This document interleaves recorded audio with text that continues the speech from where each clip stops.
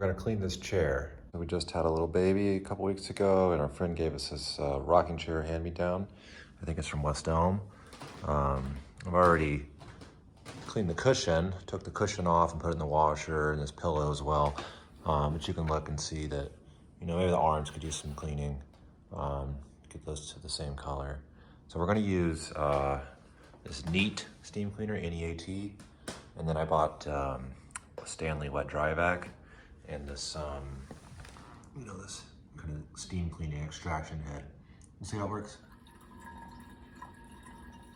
So I put this brush head on here and this little bonnet that comes with it, and hot water comes out, that's it.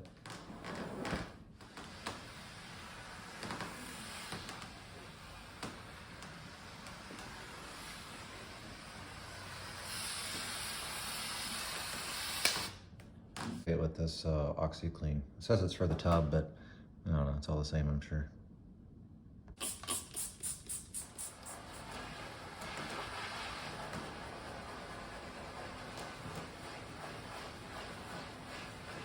looking a lot cleaner, but I think there's still some dirt in the sort of main area.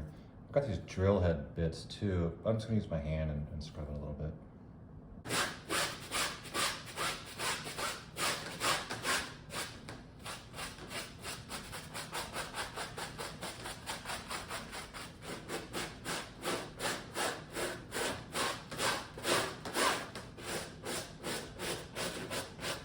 So the extraction head doesn't exactly fit on the nozzle here, but they do sell ones with these adapters. So I took a guess and got this one. So this goes on here, and then this goes on top of there, and it seems to fit pretty snug. So for the wet dry vac, you want to take off the blue thing and just have this foam filter for when using it for wet.